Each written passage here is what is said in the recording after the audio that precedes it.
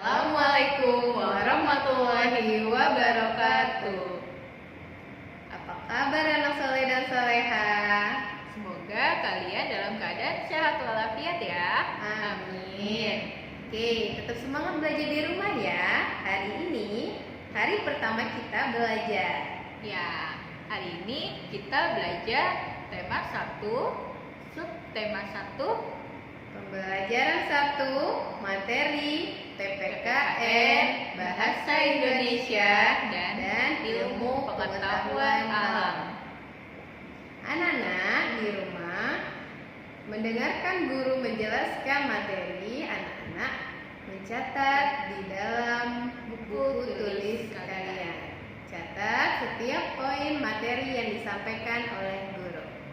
Oke, marilah kita memulai pembelajaran hari ini dengan membaca lafaz basmalah. Bismillahirrahmanirrahim.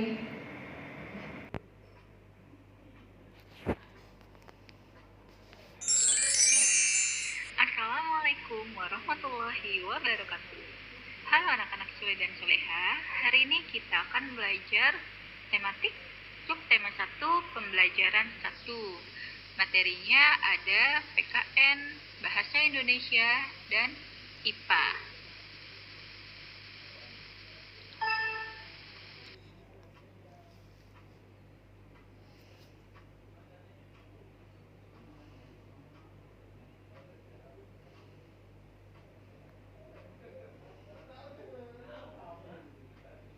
Judul tema kita hari ini, tema 1, membangun indahnya kebersamaan. Subtema 1, kebersamaan budaya bangsaku. Pembelajaran 1 dan pembelajaran 3. Fokus materi kita, PPKN, KD 3.4, mengidentifikasi berbagai bentuk keberagaman suku bangsa, sosial, dan budaya di Indonesia yang terikat persatuan dan kesatuan. Lalu ada Bahasa Indonesia, KD 3.1, mencermati gagasan pokok dan gagasan pendukung yang diperoleh dari teks lisan, tulis, dan visual.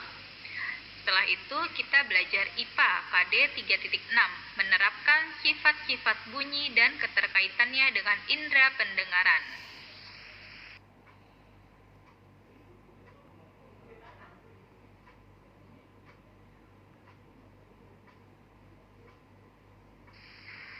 Tujuan pembelajaran hari ini, PPKN, siswa dapat mengidentifikasi berbagai keberagaman suku bangsa, sosial, dan budaya di Indonesia. Yang kedua, Bahasa Indonesia, siswa dapat mengidentifikasi, memahami gagasan pokok dan pendukung yang diperoleh dari teks lisan, tulis, atau visual. Yang ketiga, IPA, siswa dapat memahami sifat-sifat bunyi dan keterkaitannya dengan indera pendengaran.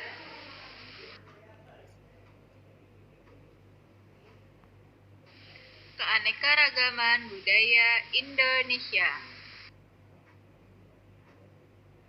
Oke, sekarang coba kalian lihat rumah adat ini. Ini adalah rumah adat dari Sumatera Barat.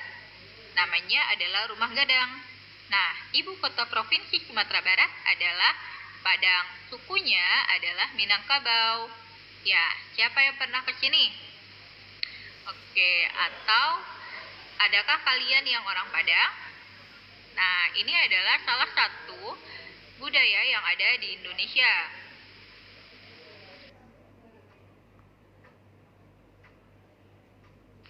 Oke, sekarang coba kalian lihat kelima anak ini. Di sini ada Udin, Asep, Butet, Ucok, dan Hayati. Udin berasal dari Jakarta. Jakarta merupakan ibu kota Indonesia.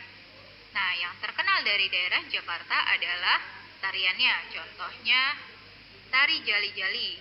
Ada juga lagunya. Contohnya lagu ondel-ondel. Kemudian ada Asep. Asep berasal dari Jawa Barat. Ibu kota Jawa Barat adalah Bandung. Sukunya adalah suku Sunda, betul. Bahasa yang digunakan adalah bahasa Sunda. Lalu ada Butet dan Ucok. Butet dan Ucok berasal dari Sumatera Utara. ibu kota Sumatera Utara adalah Medan merupakan ibu kota Sumatera Utara. Sukunya adalah suku Batak. Tarian yang terkenal adalah tari tortor. Kemudian yang kelima di sini ada Hayati. Hayati berasal dari Sumatera Barat. Nah, ibu kota Sumatera Barat apa? Yuk.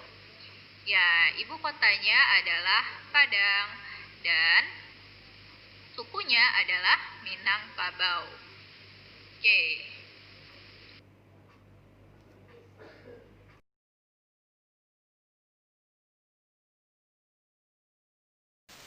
Bahasan berikutnya, subtema 1, muatan bahasa Indonesia, materi gagasan pokok dan gagasan pendukung.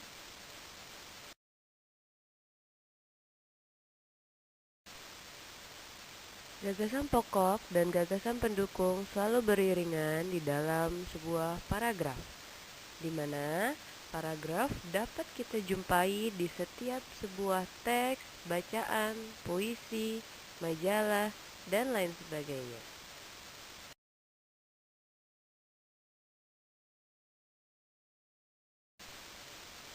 Paragraf yang sempurna harus memiliki gagasan pokok dan gagasan pendukung,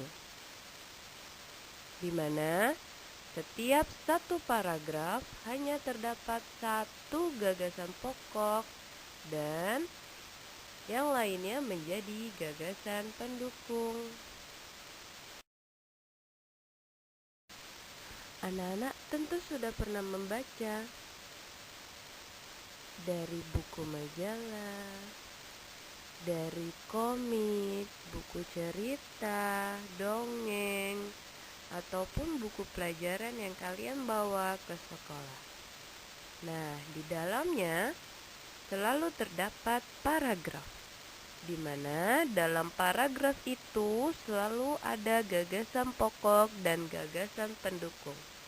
Artinya, bila ada gagasan pokok, maka selalu ada gagasan pendukung.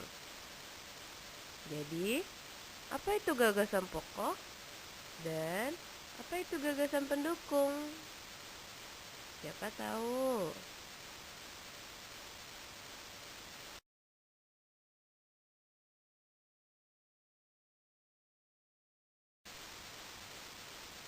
Ya, anak-anak benar. Gagasan pokok adalah ide utama yang dibahas dalam suatu bacaan, baik kalimat inti atau paragraf. Nah, gagasan pokok biasa disebut juga sebagai gagasan utama atau biasa disebut juga sebagai ide pokok ataupun pokok pikiran. Gagasan pokok dapat terletak di awal atau di tengah atau di akhir paragraf. Artinya, gagasan pokok terletak di mana saja dalam satu paragraf.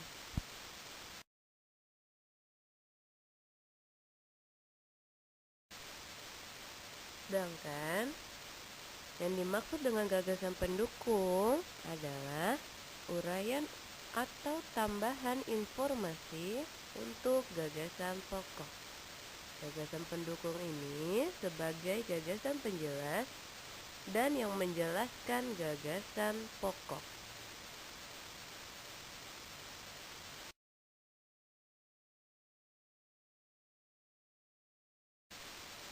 Mari kita baca teks Pawai Budaya secara bersama-sama.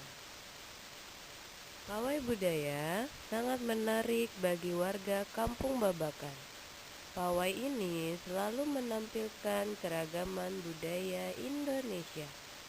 Udin dan teman-teman tidak pernah bosan menanti rombongan pawai lewat. Tahun ini mereka datang ke alun-alun untuk melihat pawai tersebut. Kakek Udin pun terlihat sabar menanti. Terdengar suara gendang yang menandakan rombongan pawai semakin dekat. Nah, dari teks ini kita dapat menentukan gagasan pokoknya dan gagasan pendukung. Anak-anak disimak ya.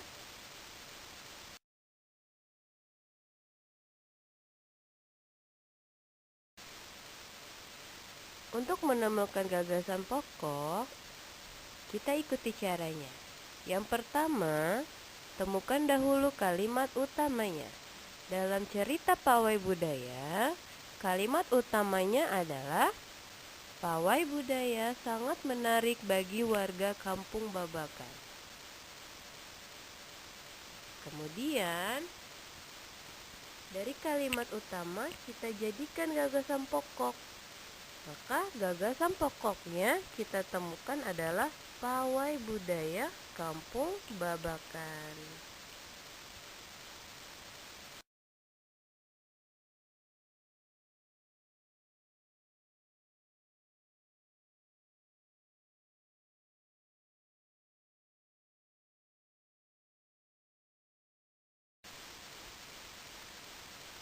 Nah, bagaimana kalau gagasan pendukungnya?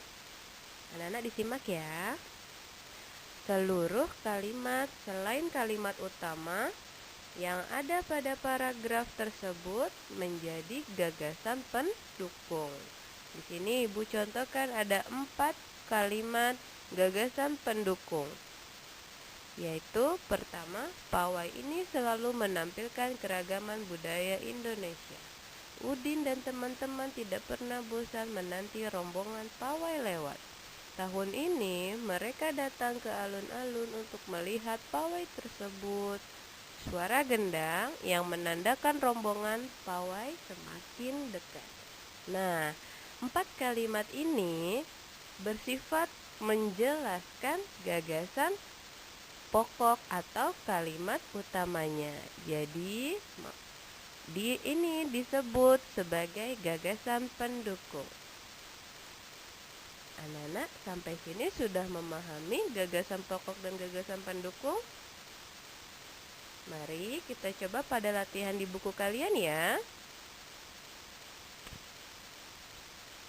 Oke anak-anak, tadi kalian sudah belajar bahasa Indonesia gagasan pokok. Kalian sudah dapat menemukan gagasan pokok dari cerita Pawai Budaya.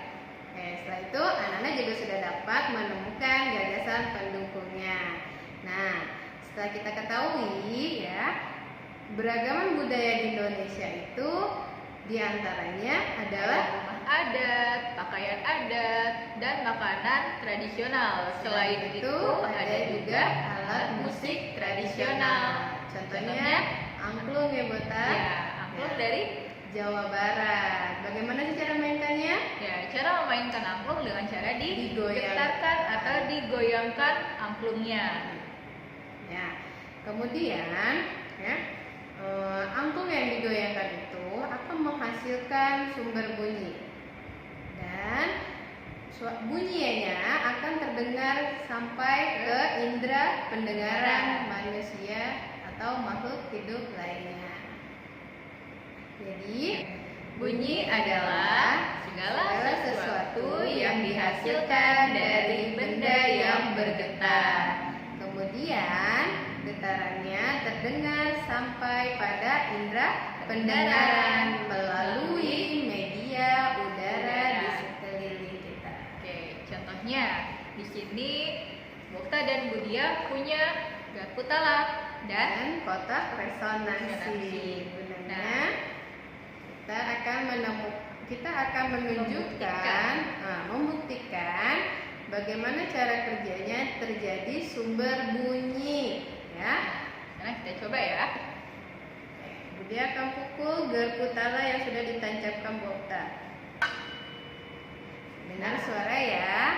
Nah, itu adalah bunyi yang dihasilkan dari garpu tala. Nah, maka satu kesatuan garpu tala yang tadi diketuk disebut adalah sumber bunyi, ya. Maka mediumnya apa?